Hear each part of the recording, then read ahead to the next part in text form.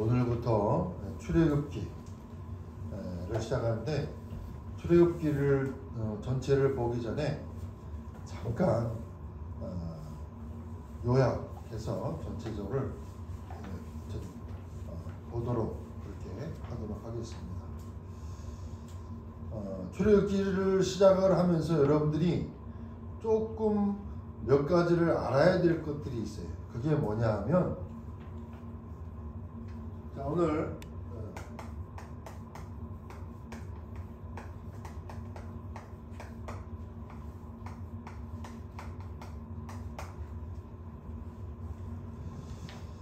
출애굽기에서 우리가 출애굽기를 이제 볼 텐데, 출애굽기에서 깨달아야 될 것들이 있어요. 조금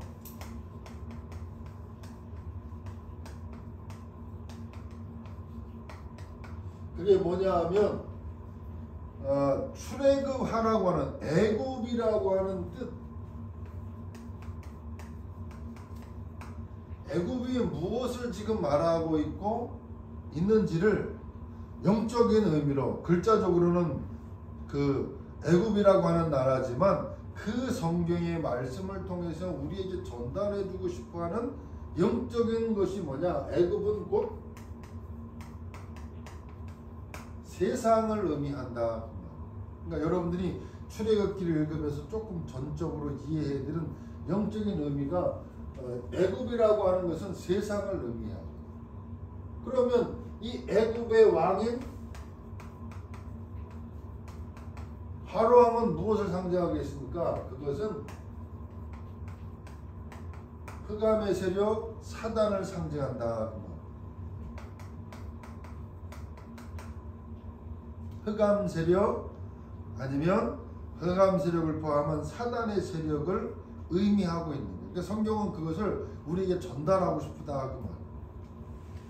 그러면 이스라엘은 그러면 어디를 상징하겠습니까? 하나님의 백성들을 말하고 있는 거예요. 그거는 우리가 흔히 잘 알 수 있겠지. 그러면 애굽에서 빠져나온다라고 하는 비밀이 과연 뭐냐? 무슨 말이냐면, 애굽에서 어떻게 빠져나오느냐? 그 비밀을 뭐냐? 우상을 꺾는 비밀이 뭐냐? 사단의 권세에서 빠져나오는 비밀, 다시 말하면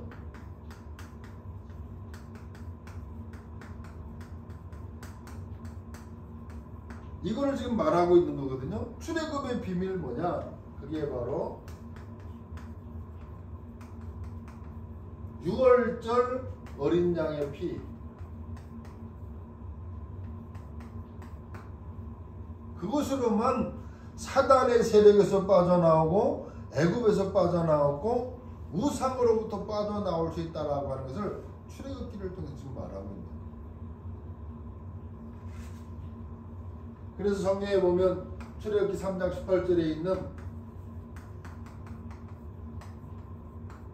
희생 제사로만 출애굽의 비밀이 나온다라고 하는 것을 말하고 있는 겁니다. 우리가 이 출애굽기 보기 전에 창세기를 봤습니다. 창세기의 4가지 사실, 구원, 언약, 전도, 선교, 이 사실을 깨닫지 못하면 노예가 되고 포로가 되고 속국이 된다, 이렇게 말했습니다. 다시 말하면 출애굽기를 통해서 이 영적인 비밀을 깨닫지 못하면, 6월절 어린 양의 피의 의미를 알지 못하면 애굽에서는 빠져나올 수가 없다라고 하는 것을 여러분이 꼭 기억하셔야 돼요. 뿐만 아니라 이 비밀을 모르면 노예가 되고 포로가 되고 속국이 되어져서 저주와 재앙 가운데 계속 고난당하는 거거든요. 세상의 노예가 되어가지고 흑암의 종로로다면 나와 상관없이 저주와 재앙이 계속 내게 임하는, 그거를 지금 말하는 것이고, 그 출애굽, 다시 말해 애굽에서 빠져나올 수 있는 비밀, 어린 양의 6월절 어린 양의 피의 의미를 알 때에 출애굽하는 역사가 일어나는 거예요. 그래서 저와 여러분들이 출애굽기를 통해서 그 비밀을 조금 아셔야 됩니다. 예수를 믿으면서도 은혜를 받지 못하면 어떻게 되느냐? 불신자보다도 더 못한 삶을 살게 됩니다. 불신자는 영적인 비밀을 모르니까 마음대로 살아가면서 저주와 재앙을 만납니다. 그런데 하나님의 사람들이 예수 믿으면서 은혜를 받지 못하면 나와 상관없이 불신자보다도 더 고난을 당하게 되는 거예요. 이 의미를 우리가 알고 있습니다. 그러면 출애굽의 목적이 뭐냐? 그 말. 출애굽의 목적. 이 출애굽기의 목적이 뭐냐? 다시 말하면 구원과 하나님이 약속하시고 메시아 오실 땅, 이 가나안 정복이 바로 이 출애굽기의 목적이다. 그래서 아주 기본적으로 출애굽기를 시작하면서 출애굽기에 알아야 될 가장 기본적인 부분들, 출애굽기가 뭐냐, 이 부분을 얘기합니다. 자, 그러면 출애굽기는 40장까지 있는데요,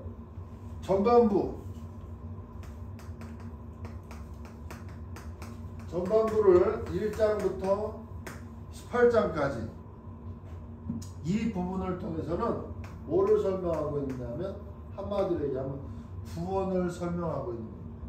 그리고 19장부터 40장까지 후반부는 여기서는 예배라고 하는 이 부분을 설명하고 있는 거예요. 그러니까 출애굽기를 통해서 우리에게 영적인 비밀을 이렇게 설명하고 있다. 그래서 출애굽기를 두 장으로 이렇게 반으로 나눈다면 전반부는 18장까지인데 구원을 설명하고 있는 거예요.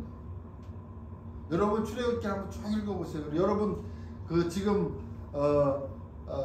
가끔 보면 출애굽이라고 하는 영화, 모세 이야기 영화 이런 것들을 봤잖아요. 보면 그 영화들 내용들을 출애굽기 읽어보시면 아주 드라마틱합니다.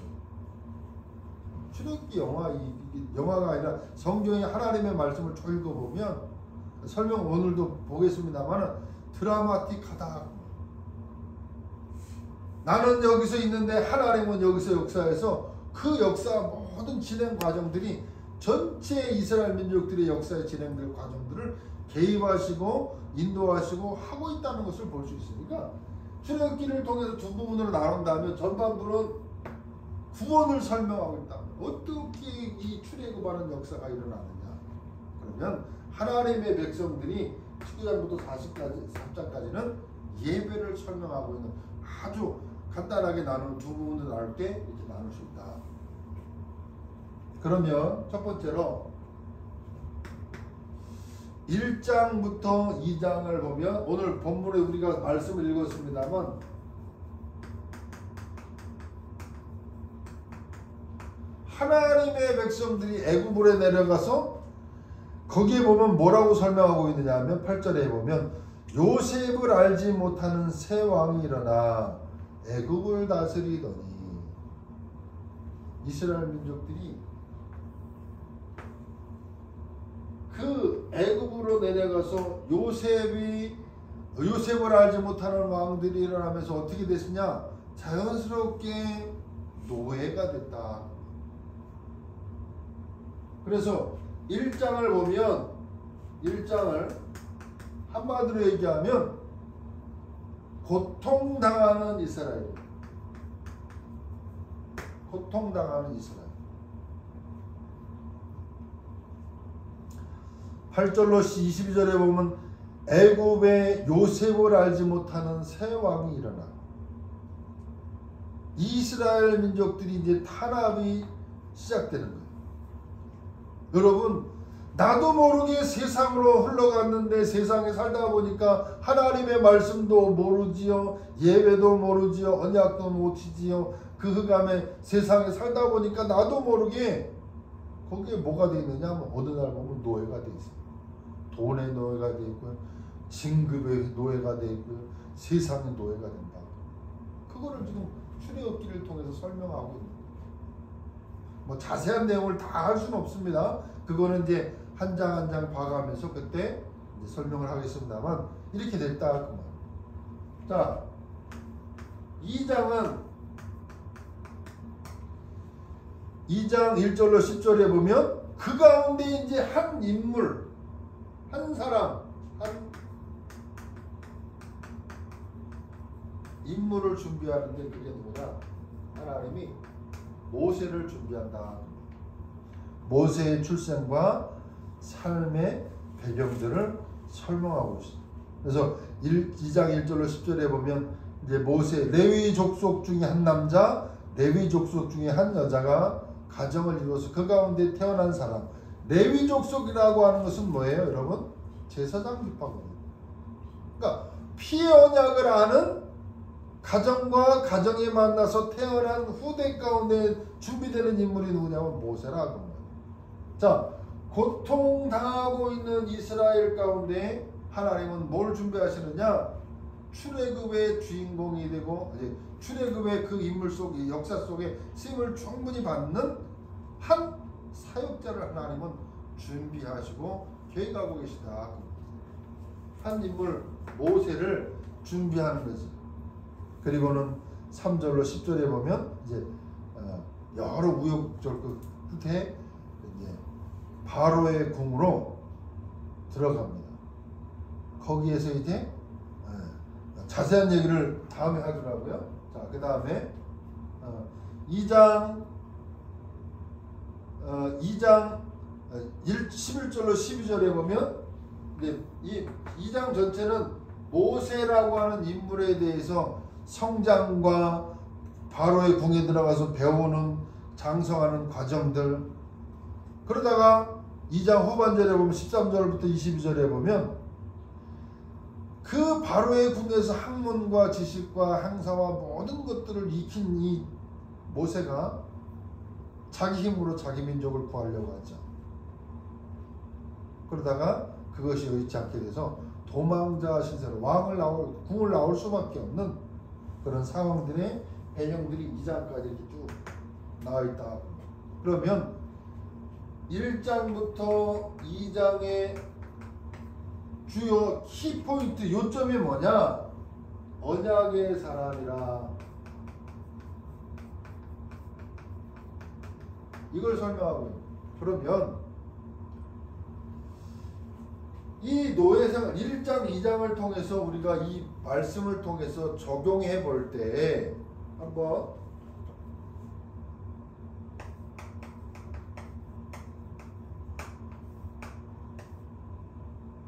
적용할 때 우리가 뭘 깨달을 수 있느냐? 간단하게 언약의 중요성을 설명하고 있는 언약의 중요성. 왜 언약이 중요한가? 언약이 희미하게 될 때, 하나님의 말씀이 희미하게 될 때 어떻게 될 수밖에 없느냐라고 하는 것을 이 1장, 2장을 통해서 보면 우리가 쉽게 이해할 수 있죠. 자, 그 다음에 또 하나를 생각해 볼 수 있는 것은 노예로 전락된 백성을 건지시기 위해서 하나님은 누구를 준비하느냐?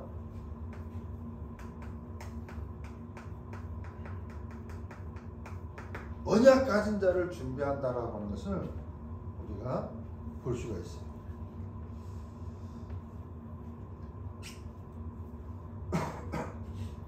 간단하게 그렇게 적용해서 우리가 볼 수가 있습니다. 자, 그 다음에 두 번째 3장부터 6장까지인데 모세의 소명입니다.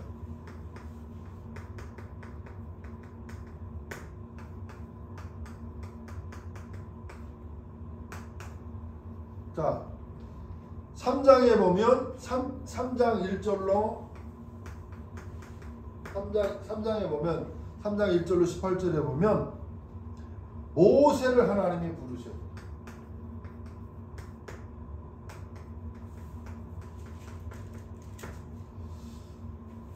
모세를 부르시는 하나님.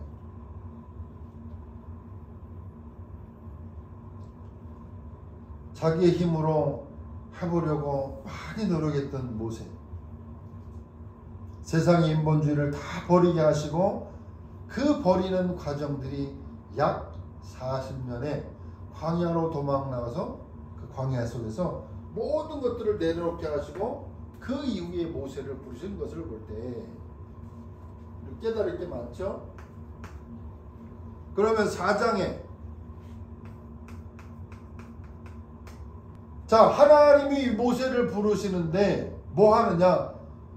머뭇거리는 모세에게 하나님의 능력을 보여주시고 확인시켜 주시죠. 그게 대표적인 게 뭐냐면 네가 들고 있는 게 뭐냐? 지팡이를 던져봐라. 뱀이 되게 있습니다. 그 뱀이 된 그 뱀을 붙잡아라. 다시 지팡이가 되게 하시고 네 손을 네 가슴에 넣어봐라. 내보니까 뭐야? 문둥병. 그 문둥병 걸렸던 손을 다시 네 품에 넣어봐라. 깨끗한 손으로. 여러분, 지금 우리가 볼 수 있는 겁니까? 하나님만이 하실 수 있는 것을 모세에게 직접 보여줘. 그래서 내가 하나님이고 내가 하나님의 능력을 너희에 보여주셔서 하나님의 그 능력을 보고 이제 모세가 사명을 감당하러 들어가죠. 그래서 5장에 드디어 5장에 보면 모세가 누구 앞에 서느냐? 바로 앞에 가가지고 뭐라고 말하느냐? 우리가 희생 제사를 드리러 나가겠다고 말한다. 희생 제사의 의미도 모를 뿐만 아니라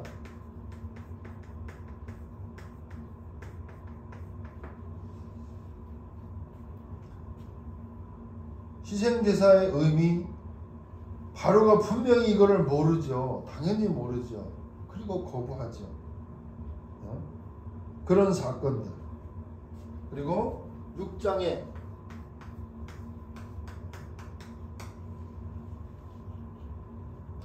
하나님이 다시 모세에게 언약을 확인시킨다는 거예요. 여러분, 계속 말하고 있는 것이 하나님의 말씀을 확인시킨다. 그러면 이 부분 속에 중요한 그 요점이 뭐냐?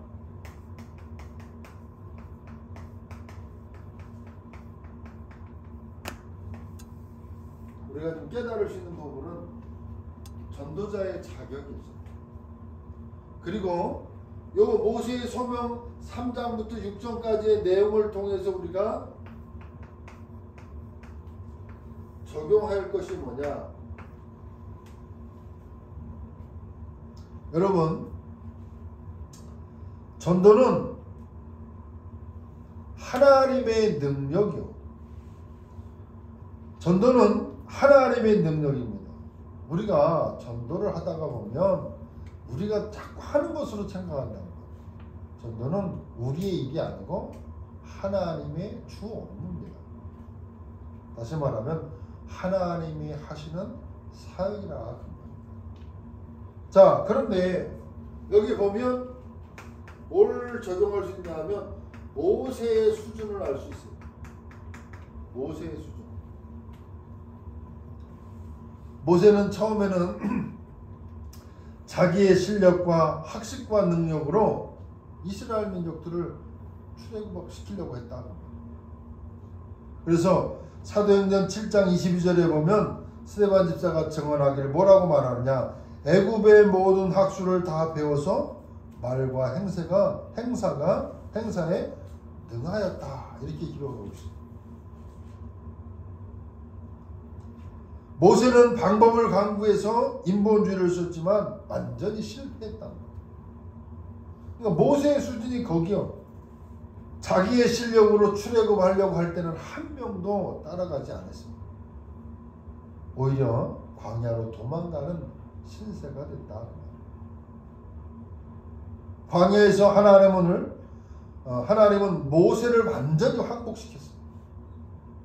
저는 이 부분을 볼 때 뭘 깨닫느냐 하면 우리의 삶도 똑같습니다. 여러분. 저와 여러분을 하나님이 선택하시고 하나님의 전도자로 부르신 이 사실을 아는 우리 모든 하나님의 사람들이 기억하실 것이 뭐냐면, 내 것을 완전히 내려놓을 때까지 저와 여러분을 하나님이 전도자로 부르셨기 때문에 완전히 내 것을 내려놓고 하나님의 절대 주권을 인정할 때까지 하나님은요 어떻게 하시느냐 하면 내 모든 것들을 낮추시게 한다. 그러니까 모세의 40년 광야 생활을 한번 그림을 한번 쫙 그려보세요. 바로의 궁에 있을 때 잘 나가고 왕자로 있고 힘이 있을 때에 출애굽을 하면 얼마나 좋습니까? 야, 내가 했다. 그런데 하나님은 어떻게 하시냐면 도망가게 하시고, 광야로 호련다진 도망가게 해서 무일푼으로 광야 가운데 그 40년 그 생활 속에서 전체 자기의 모든 배경, 능력 다 내려놓게 하십니다. 나는 할 수 없습니다. 나는 못합니다. 그때 하나님은 그 모세를 사용하기 시작한다. 여러분, 여기서 우리가 깨달을 것들이 많이 있어요. 저는 이 부분을 볼 때 정말로 그렇습니다. 빨리 하나님 앞에 항복하고 내려놓는 게 좋지, 자꾸만 내 것 가지고 내 생각 가지고요 하나님의 것을 생각하고 계산하고 하면은요 굉장히 뺑뺑뺑뺑 돌고 고생하는 거예요. 어려움들이 많이 나. 그래서 하나님이 저와 여러분을 택하신 자이기 때문에 완전히 내 자신을 내려놓게 하고 완전히 하나님을 절대 신뢰하게 될 때 하나님은 그것 절대적으로 하나님을 바라볼 때까지 계속 우리를 낮추신다. 저는 그거를 깨달았어요. 그래서 모세가 시편 90편 10절로 12절에 보면 뭐라고 말하냐. 모세 나이 80에 고백을 합니다. 인생이 70이요 강건하면 80이라도 남은 자랑은 수고와 슬픔뿐이요 신속히 날아가나이다. 우리의 날 계수하는 지혜를 주옵소서. 나이 80에 이 고백을 모세가 한다. 그리고 우리가 이 적용할 이제 볼 것이 두 번째가 출애굽기 3장에 보면, 출애굽기 3장 1절 3절에 보면 하나님의 능력을 보이시면서 모세를 이렇게 부르십니다. 소명을 주실 때 여러분 잘 아는 것처럼 불꽃 가운데에서 모세를 부르신다. 그리고 3장 5절에 보면 신을 벗어라 그렇게 말씀하십니다. 그 말은 세상의 것, 애굽의 것 다 버리라. 여러분, 하나님을 따라가는 자, 세계 복음화를 하려고 하는 자, 이 힘의 능력의 대열 속에 있는 자는요 내 힘으로 하는 것이 아니다는 거예요. 하나님의 능력으로 하는 겁니다. 하나님의 능력을 믿고 바라보라고 합니다. 아까 말씀드렸던 것처럼 하나님의 절대 주권을 인정하고 내 것을 내려놓고 하나님을 따라가는 그 사람을 사용하듯이 하나님을 따라가는 자, 소명을 받는 하나님의 사람은 내 것이 전혀 필요 없지 않습니다. 여러분의 능력, 하나님의 능력 속에 하나님의 일을 함에 있어서 저와 여러분의 능력은 전혀 필요치 않습니다. 내 것이 필요치 않다. 우리의 인생도 이와 같이 하나님의 절대 주권을 믿고 하나님의 인도하심을 따라가는 것, 내 능력이 아닙니다. 하나님을 바라보면서 하나님께서 우리의 인생을 이끌고 가실 수 있도록 하나님을 절대 신뢰하는 것. 이게 이제 구원받은 자, 전도자, 하나님의 사람이 가는 겁니다. 전도자만 그러겠습니까? 성도는 하나님의 절대 주권을 믿고 따라가는 거예요. 하물며 세계복음화 우리의 힘 능력으로 하는 게 아닙니다. 하나님의 전적인 일인데 그거를 인도받아 가는 거예요. 그러면서 출애굽기 3장 6절에 보면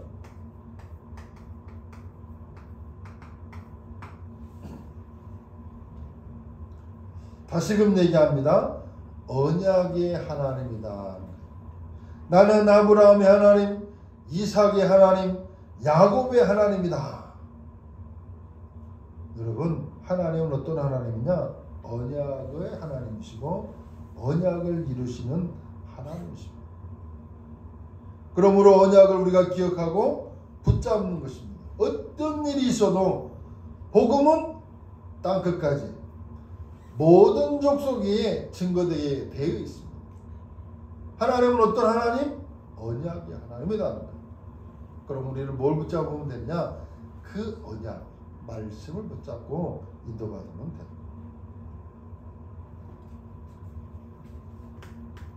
출애굽기 3장 7절에 언약을 떠난 자의 현실입니다. 뭐라고 고백되어야 되느냐? 고통과 우고를 내가 알고 이렇게 있습니다. 하나님을 떠나고 말씀을 떠난 자의 현실이야. 이사야서 60장 2절에 보면 캄캄함이 만민을 가리우려니와 그랬어요. 여러분, 하나님 떠난 자의 현실, 고통과 우고가 계속돼요. 오늘 저와 여러분이 하나님을 믿는 것이 두려움과 어떤 두려움으로 하나님을 바라보는 것이 아니고, 하나님의 말씀을 떠나면 사단과 세상은 그렇게 돼 있다. 하나님의 사람이 하나님을 떠나고 하나님의 말씀을 잃어버리면 고통과 우고 가운데 빠질 수 있어요. 캄캄함 속에 갈 수밖에 없어요. 왜 하나님이 창세기 1장 3절에 빛이 있으라 하고 우리에게 빛을 주셨습니까? 그러면서 3절에 말씀하잖아요. 흑암, 공허, 혼돈 가운데 하나님이 생명의 빛을 주셨다. 그 방법이 뭐냐?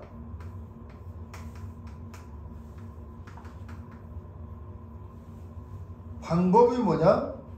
내가 너와 함께 하겠다. 여러분, 저와 여러분의 인생길 가는 그 길 속에 홀로 가는 게 아니고 내가 너와 함께 하겠다. 하나님이 하나님의 자녀들 인도하시고 역사하시는 방법이 뭐냐? 내가 너와 함께 하겠다.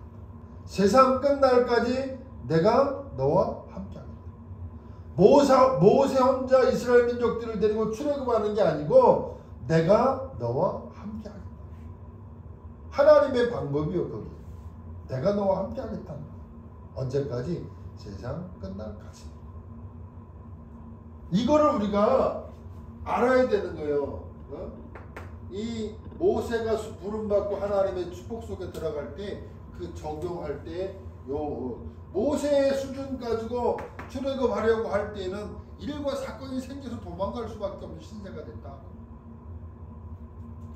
그런데 내 것을 다 내려놓고 하나님의 절대 주권을 인정하고 하나님의 절대 능력을 믿고 그 하나님을 바라보게 될 때 하나님은 출애굽하는 역사를 이루시는데 그 방법이 뭐냐? 내가 너와 함께해서 하겠다.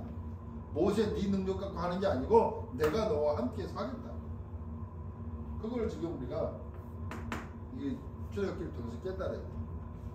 3장 18절에 보면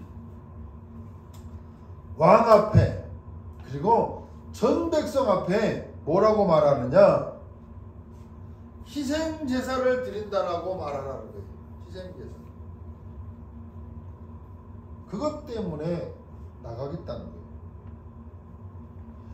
우리 여호와 하나님께 희생을 드리려 하오니 가서 전할 메시지가 뭐냐? 오실 메시아 그리스도를 전하라는 거예요.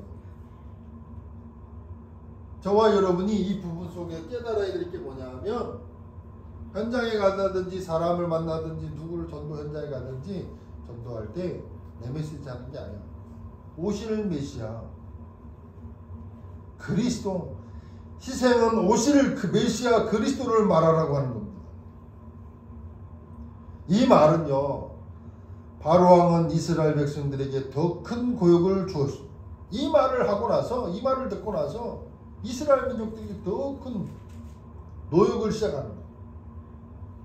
여러분, 우리가 복음을 전하는데 어려움이 올 수 있습니다.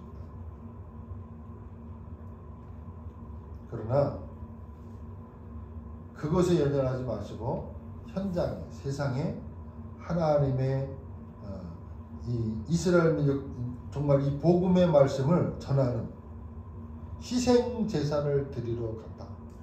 오실 메시아 그리스도를 말해야 된다.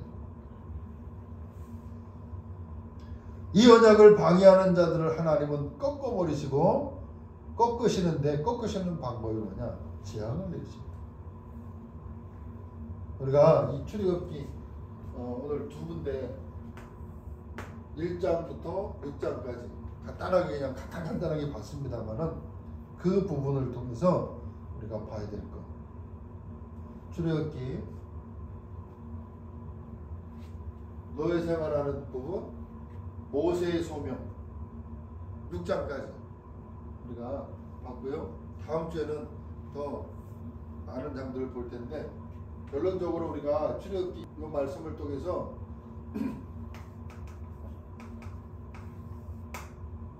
이 말씀을 통해서 우리가 결론적으로 여러분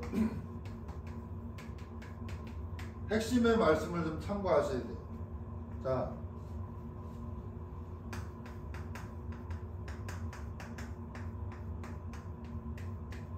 어제 다 들으셨죠? 나를 살리는 기도. 자, 기도 이전에 뭐냐 하면 나를 살리는 기도를 하기 이전에 뭘 해야 되느냐. 여러분, 출애굽기를 통해서 우리가 알겠지만 구원을 우리가 이해를 했어요. 복음을 이해를 했어요. 복음을 이해했다면 이 구원 속에 있는 복음 곧 구원이지만 복음 속에 있는 그 은혜를 가지고 내가 구원받은 축복을 누리고, 이 축복 속에 이제 우리가 뭘 해야 되냐면 생명운동을 합니다. 복음 곧 구원이지만 복음을 이해하고 누림 속에서 이 구원 속에 있는 축복을 누리고, 그 축복을 누리는 가운데 생명운동을 합니다. 생명운동이라고 하는 것은 전도 이전의 생명운동이거든. 나를 자꾸 살리는 운동, 나를 살리는 운동을 자꾸 하는 거예요. 이 생명운동을 통해서 우리가 뭘 하는 거예요? 영성운동을 하는 거예요. 영성회복. 그 가운데 이제 하나님 우리에게 증거를 주시는 증인의 삶을 살도록 하신다. 그러니까 나를 살리는 기도 이전에 우리가 이 축복을 알아야 된다. 그러면서 나를 살리는 기도는 뭐냐? 3부3이라 성삼위 하나님이 나와 함께 하십니다. 모세를 소명을 주시고 출애굽하는 역사 속에 쓰임받을 때 하나님이 내가 너와 함께 하겠다. 그게 하나님의 방법이듯이 똑같습니다. 하나님의 자녀인 저와 여러분의 삶 속에 나를 살릴 수 있는 기도, 성삼위 하나님이 성령으로 나와 함께 하십니다. 9가지 나를 살리는 기도, 그 다음에 시대 살릴 수 있는 3가지 축복, 이거를 놓고 항상 묵상하고 기도하는, 그래서 나를 살리는 가운데 정말 전도자의 축복을 누리는 저와 여러분의 삶이 되기를 주의 이름으로 축원합니다. 기도하겠습니다. 하나님 감사합니다. 출애굽기를 시작할 수 있도록 인도하신 하나님, 출애굽기에서 하나님이 말씀하시고자 하는 그 말씀을 따라서 인도받는 가운데